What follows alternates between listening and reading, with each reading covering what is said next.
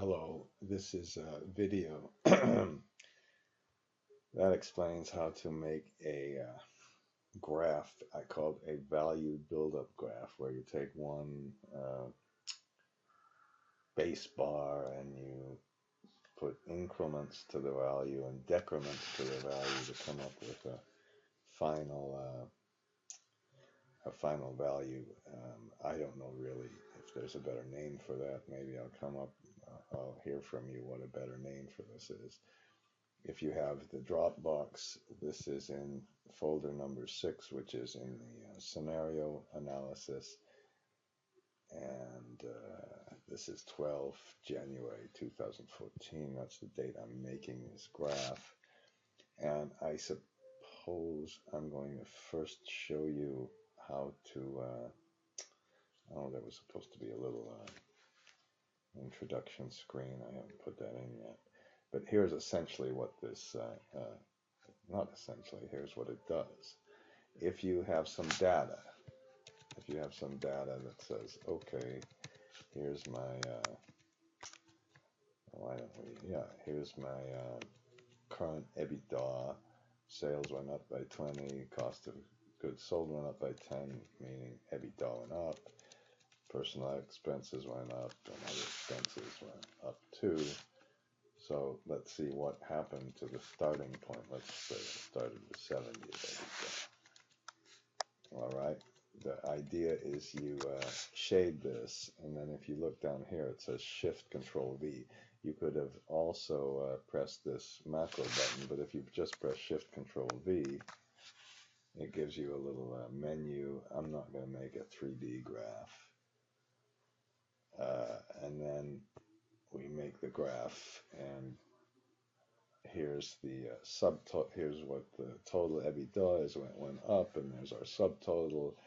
This went down, and so we get our final EBITDA of 75, and see how the increments went up and down. And we'll delete this chart. Let's make the other one. What was that again? Shift Control V. This time I'll leave it as a 3D graph, and show the increments. Of course, maybe it would have been nicer to make it negative 100 and make this 130. Okay, shade the area, Shift Control V, and let's see what happens there. So some of it went down, then we went down to a base level, then went up, had a subtotal, went up, went down, and had our ending level, and we showed the ending level. Now, if I think here I have some other data. This is from a pretend merger. This is in another sheet. This is the crucial thing. This is in another sheet, and we have the standalone value, and then the value goes up because of some synergies, comes down because of some transaction cost. We leave out the subtotal, we leave out the merger value, leave the values out, and then just shade this area and press your Shift Control V. Okay, we get the same thing. And let's make the graph. So here's how the value went up, and here's how the kind of total value shows up at the end. That's how you can make this with macro. Now, I had such difficulty when I first looked at this. I thought this was so complicated to make. What this program shows you is how to do it as well. If you look at a very simple case, and in this simple case we only have increases in value, not decreases in value, then what you do is this is our inputs, and by the way, here I'm going to reset the inputs. I'm going to do this with a macro. All right, the color of the inputs. Shift Control R. Press OK. It already exists. Yeah, let's replace it. Ah, shoot. No, I better not. Oh, God damn it. Let's just not replace it. Let's screw that macro. Okay, these are the inputs for the base. We start with 300 and then it goes up by 400 to 270, and then I guess it again eventually gets up to 1220.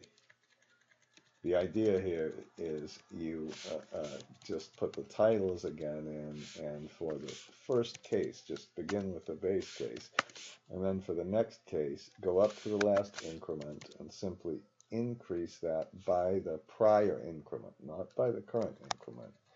Shade that, Control D, okay, whoops, kind of did this. Then if we press alternate F1 to make the graph, we have the regular old graph. Let's change it and just make it a stack bar. Okay, I'm going to put this down here. Then if I wanted to, let's take the titles out. Then if I want to make it just a format of these, I go to the Format Data Series, go to Fill, go to No Fill, and we have it out. And I change this one and make this one a, why don't we just fill this one, and why don't we fill this one? So that's how you could make one of these value build-up graphs by hand if you only had positive values. The key is to make a base for the stacked bar. That's the big trick. Now if you, instead of, so this explains it. If you press the comments, shows you how to do this. Now the problem is if you have some negative values as well as positive values.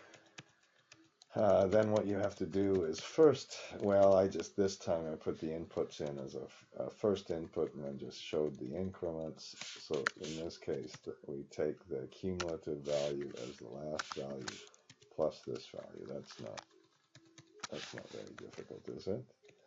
And then let's put a test in whether this change is greater than or equal to. Put a greater than or equal to. Oh, it's in French. Good. Okay, this one is greater than or equal to 0. Okay, so we put our little true false. Now I made a little data validation here. So if I wanted to put a data validation here,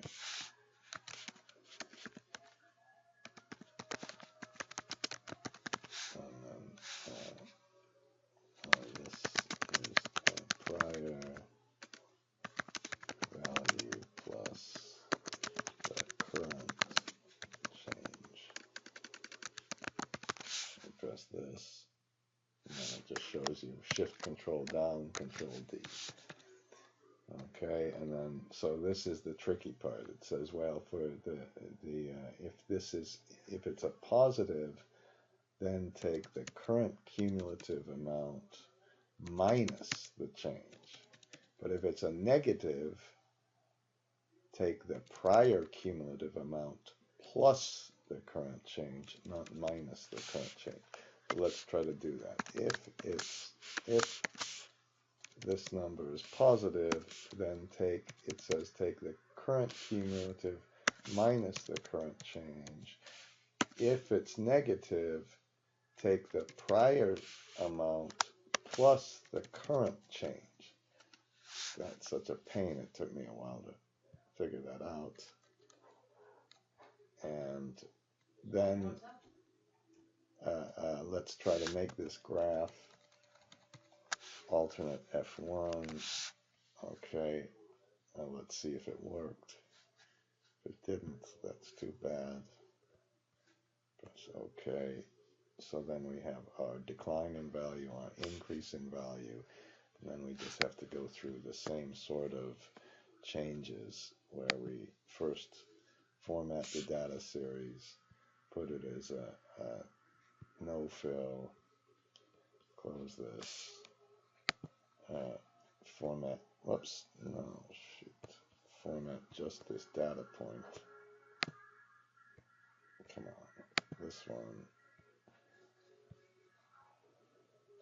Fill it with solid. Okay, and how about this one? Let's fill that with a solid one too. And voila. Okay, I guess. So that's the stack bar.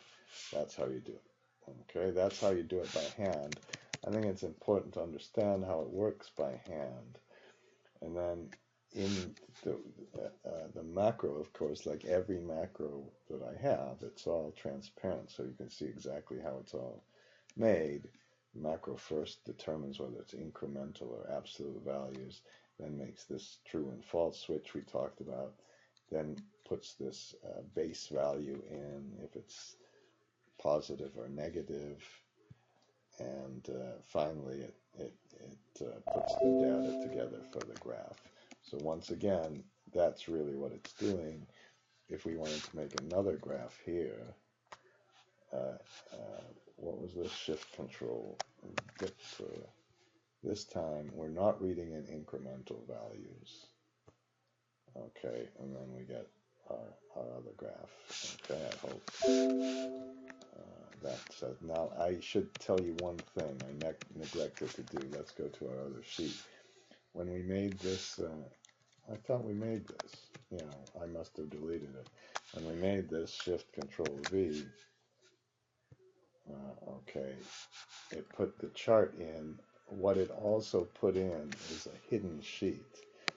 If you unhide the sheets, it made a hidden sheet where I put in the data. It turns out I could have put all this data in one row, and there might have actually been a little better to format the sheet with one single row, but that's how it works. And so when you make the graph, if I made this graph again, watch it blow up this time.